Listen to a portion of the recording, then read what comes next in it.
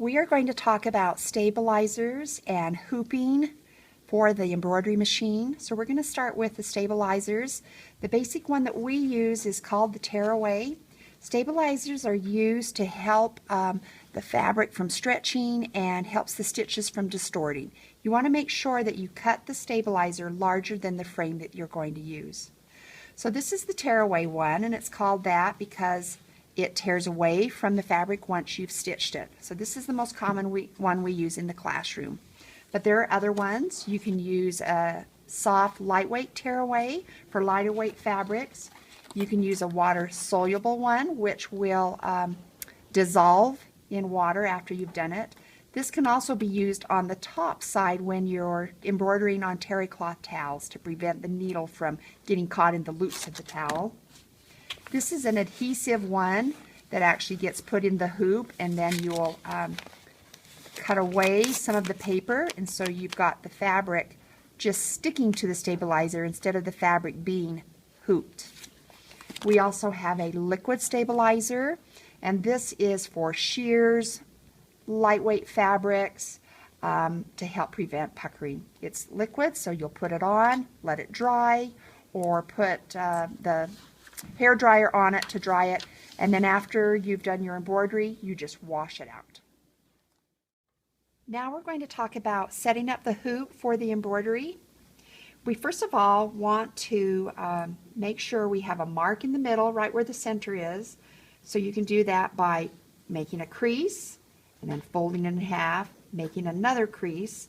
So you have two perpendicular lines, and then mark it with chalk so that you can see that. You can brush away. Make sure you're using the correct embroidery hoop size for your design. This is extra small, this is small, and then there's a medium and a large.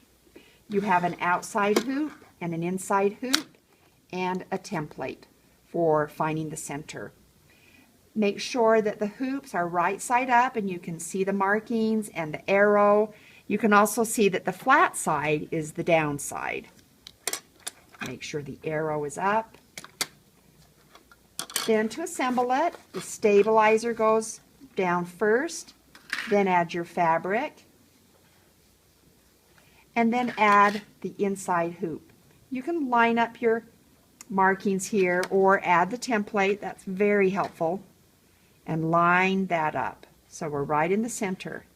Now you need to make sure your outside hoop is slightly loosened. Grab the two sides of your inside hoop, fabric and stabilizer, and set it inside. Always do your hooping on a flat surface, never on your lap.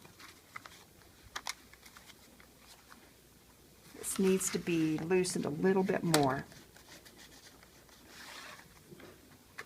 It's moved a little.